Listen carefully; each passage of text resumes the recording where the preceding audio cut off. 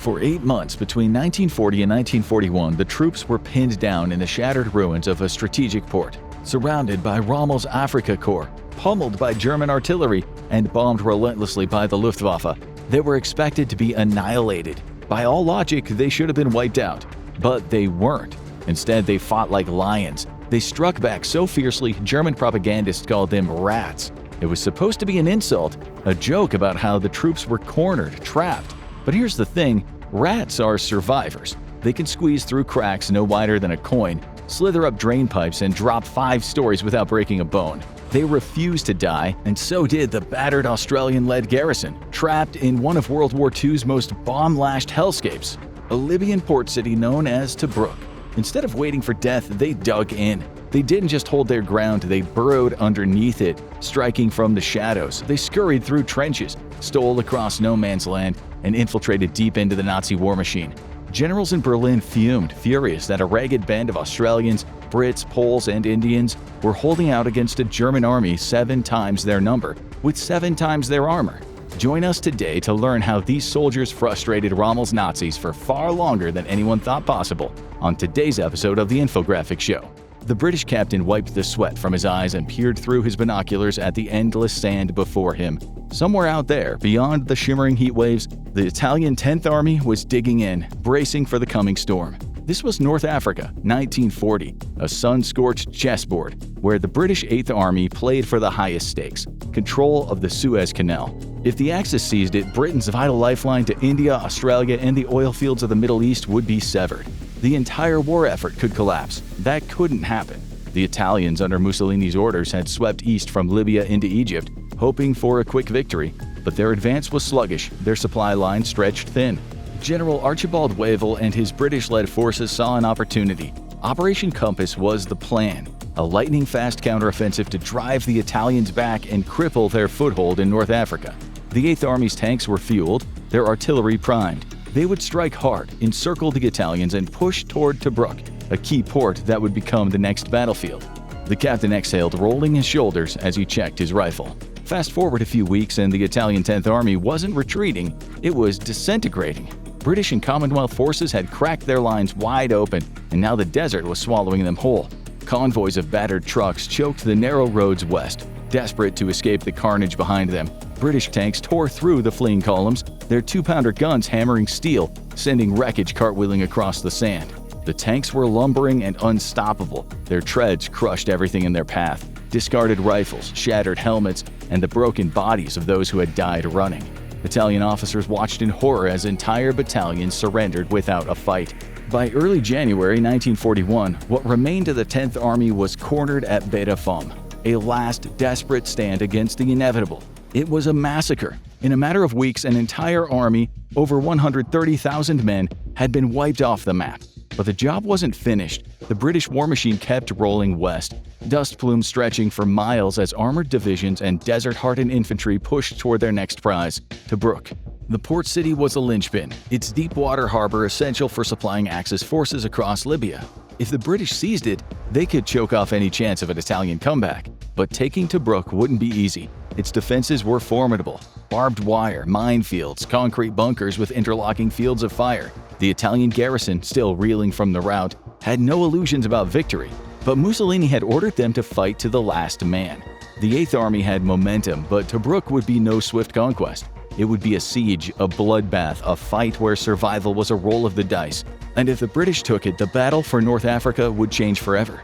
Back in Berlin, Hitler paced his war room, scowling at the map of North Africa. The British had shattered the Italian 10th Army, steamrolling across Libya. Mussolini had promised an easy conquest of Egypt. Instead, his forces were in full retreat, and now the British held Tobruk.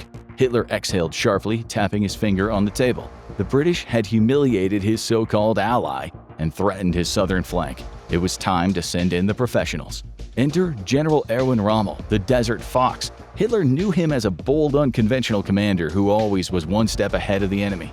He had crushed the French with lightning speed the year before, commanding Hitler's personal bodyguard division in the Blitzkrieg. Now he would take command of the newly formed Deutsches Afrikakorps, or DAK. His orders were to stop the British advance, stabilize the front, and retake Tobruk. But Rommel had no intention of just holding the line. He was coming to drive the British out of Africa entirely. The British felt the rumble before they heard it, the low, distant growl of engines rolling through the desert. Rommel was coming. The Allies had held the line before, but this time the stakes were higher. Tobruk was all that stood between Rommel and total control of Libya. If the port fell, the British would be forced into a desperate defense of Egypt, and the Suez Canal, Britain's lifeline to the empire, would be next. But if they held, they could bottle up the Africa Corps, buying time for reinforcements. The captain crouched beside his men, sand caking the sweat on his face as he watched the final assault on Tobruk unfold. The attack had begun days earlier, with long-range desert patrols slicing deep into enemy territory, cutting supply lines and leaving the Italians hungry, thirsty, and afraid. Every night, raiding parties crept through the darkness, planting explosives and reducing Italian morale to the breaking point. Loudspeakers blasted messages in Italian, promising them if they surrendered, they were guaranteed survival. Some took the offer, others dug in and waited to die. When the final push came, it was fast, brutal, and merciless. British tanks, slow but nearly indestructible, rolled forward under a thunderous artillery barrage, shrugging off Italian shells like pebbles. Infantry surged behind them, bayonets glinting in the early morning light. As they stormed the trenches, the Italians fought, some bravely, others desperately, but their will had been shattered long before the first shot was fired. Within hours, the Union Jack flew over Tobruk's battered fortifications. The battle was won, but the war for North Africa had only just begun. The garrison was a mix of tough, battle-hardened troops, Australians, Britons, Indians, and Poles, a motley force but a deadly one. The captain now answered to Major General Leslie Morshead, the no-nonsense Australian commander who had orders to defend Tobruk at all costs. Morshead had made it clear, no surrender, no retreat.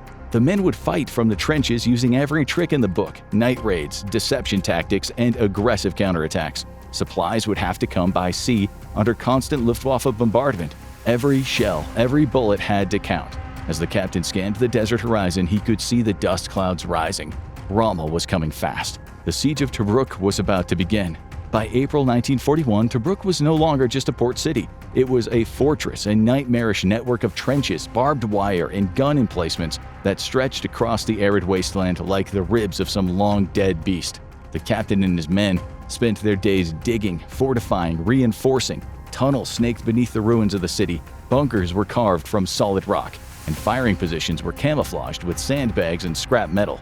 Every movement above ground was watched, every position had to be hardened against the inevitable German onslaught. General Leslie Morshead ran his garrison like a man who had seen hell and wasn't afraid to send his enemy there. He made it clear to his men, Tobruk does not surrender, ever. His defense plan turned the city into a labyrinth of crossfire zones and kill boxes.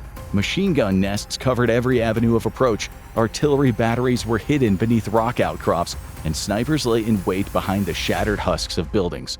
The Italians had thought these fortifications were defensive liabilities. The Australians and Brits turned them into a meat grinder.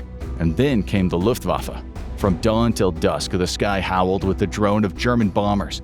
Junkers Ju-87 Stukas dove in waves, their sirens shrieking like banshees before unloading their payloads onto the city below. Buildings collapsed, roads vanished beneath craters, and the air stank of cordite and burning flesh. Tobruk was becoming an ashen ruin, but the men inside endured. The captain's platoon barely had time to sleep. One minute they were reinforcing a tunnel entrance, the next they were pulling bodies from the rubble after another air raid.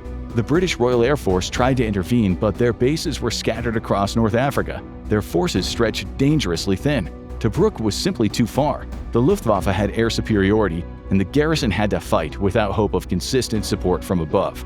Morale frayed under the constant bombardment, but Morshead kept the men aggressive. The garrison didn't just defend, they harassed. Night raids became routine. Small squads crept through no man's land, cutting through barbed wire, lobbing grenades into German foxholes before slipping back into the darkness. It was psychological warfare, and it worked. Rommel's Africa Corps had expected a battered, demoralized force. Instead, they found themselves chasing shadows. But the price was steep. Food was rationed, water was scarce, and exhaustion set in. The heat by day was unbearable. The nights were cold and relentless. Men lived underground like moles, packed into dugouts that stank of sweat and cordite. Some cracked, some disappeared into the desert, never to be seen again. And yet, Tobruk held. Against all odds, against the might of Rommel's war machine, the rats of Tobruk refused to die, especially at night. After sunset, Tobruk belonged to the rats. The Aussies had turned no man's land into their personal hunting ground, striking like ghosts in the darkness. Armed with knives, grenades, and sheer audacity, they slithered through the sand, bypassing barbed wire, evading sentries, and getting in close where it mattered the most. They didn't just harass the enemy, they terrorized them. The captain had seen night raids before, but nothing quite like this. The Australians treated it like a sport, placing bets on who would take out a sentry the quietest or plant a charge closest to a German command tent. They moved low and fast, and when they struck, it was over in seconds. No gunfire, no shouting, just the wet crunch of a knife and the dull thud of a body hitting the sand. One night the captain went with them. He was embedded with a raiding party, 5 men crawling through the desert. Their target was a German machine gun nest that had been chewing up supply lines near the harbor. The attack was brutal in its simplicity. A single grenade into the trench. One Aussie dropped in with a knife to finish the job. The others covered. The captain heard the brief struggle below, a muffled scream, the sickening sound of a blade puncturing flesh, then silence. The Aussies never wasted bullets if they could help it. Seconds later, they were gone, melting back into the desert. By the time the Germans found the bodies, the raiders were already drinking tea back in the dugouts, laughing over some dirty joke. Another night, the captain watched as a different patrol slipped into an Italian outpost, snuck past the guards, and stole the commanding officer's boots, just to prove they could. The next morning, the Italians woke up in a panic, convinced they were surrounded by an invisible army of demons. These raids took a toll on the enemy's morale. Rommel's men grew paranoid, sleep-deprived, afraid to stand guard at night. The Italians broke first, growing jumpy, firing at shadows. The Germans held out longer, but even they started leaving their forward positions unmanned after sundown. The rats were not just tough, they were cunning. They left dead Axis soldiers booby-trapped with grenades to kill their comrades when they tried to recover their bodies. They planted fake mines in the desert to slow enemy advances. Rommel's men never knew what was real and what was a trick, and it wore them down. 4 months into the siege, the captain had come to respect the Australians. They fought like devils, but laughed in the face of death, cracking jokes under fire, and treating every fight like a Saturday night pub brawl. They weren't just tough, they were stubborn, hard-drinking warriors who never backed down from a scrap. And against Rommel's Afrika Korps, that was exactly what Tobruk needed. The problem was that 4 months had elapsed and the siege was only half over. By the summer of 1941, Tobruk was running on fumes. The siege had stretched on for months, and the garrison was bleeding supplies. Reinforcements were scarce, ammunition was running low, food came in rations that looked more like starvation diets. The Royal Navy did what it could, sneaking in supplies under the cover of darkness, but German air patrols and U-boats had turned the sea into a graveyard of sunken convoys. Worse, the Luftwaffe still ruled the skies. Air cover was practically non-existent, and every man in Tobruk knew it. But if the Aussies had one defining trait aside from their love of a good scrap, it was their resourcefulness. They didn't just fight Rommel's men, they robbed them blind. If the Germans abandoned a Panzer III with a full tank of fuel, the Aussies weren't about to let it go to waste. And if an Italian gun crew fled and they left their Cannone da 75-32 artillery piece, the rats would turn it around and start shelling its former owners. Even abandoned German MG-34s, mortars, and ammo crates found their way into Australian hands. Rommel's own supply dumps became hunting grounds, and every night raid wasn't just about killing Germans, it was about taking their gear. The captain saw it firsthand when he stumbled upon an Aussie machine gun nest manned by a crew wielding German MG-42s, coolly firing back at the same Wehrmacht units they'd stolen them from. Then there was the battered Italian M1340 tank, salvaged, repainted, and driven straight into action with an Aussie flag draped over the turret. The Germans had abandoned it after an ambush, assuming it was useless. The rats fixed it up in 3 days and sent it back into battle, this time against them. Rommel hated it. His troops were reporting engagements with their own tanks, their own guns, their own mortars, all repurposed by the defenders of Tobruk. It wasn't just a tactical nightmare, it was an insult.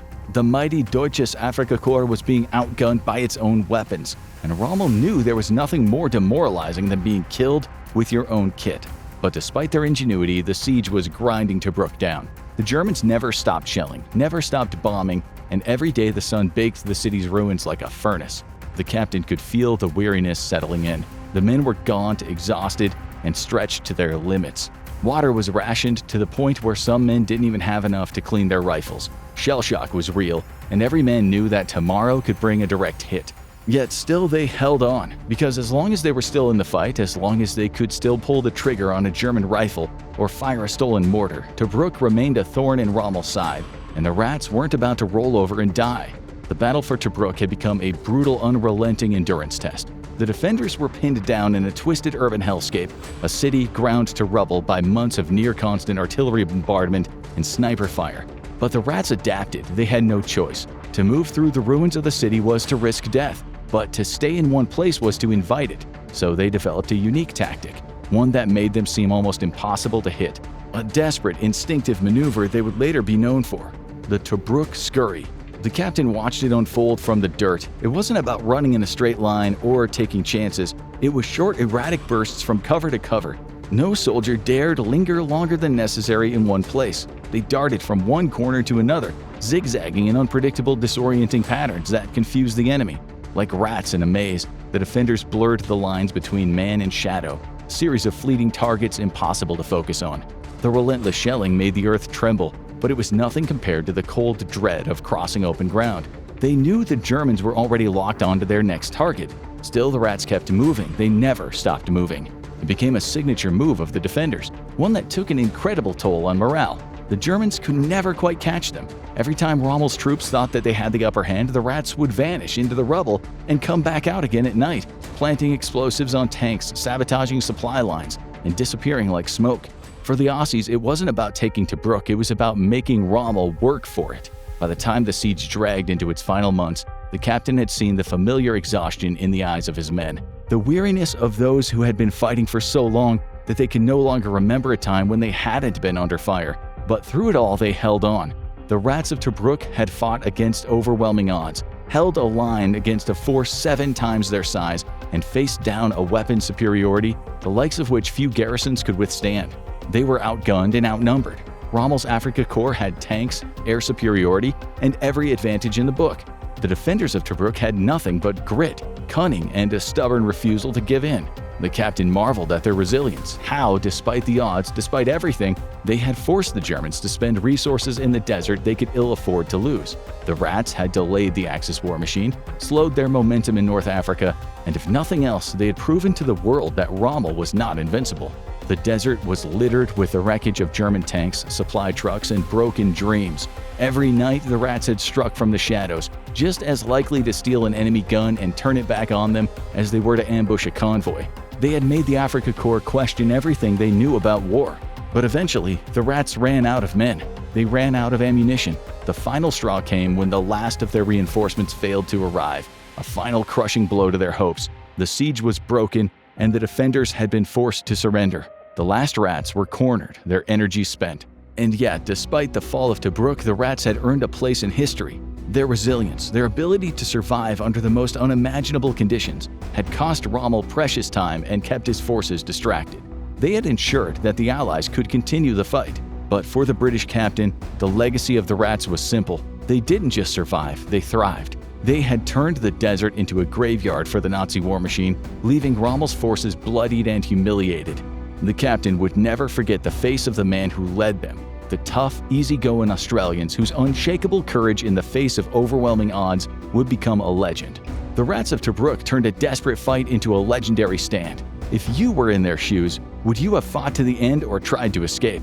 Tell us your thoughts in the comments. Now go watch the insanely crazy story of a tiny soldier, or click on this video instead.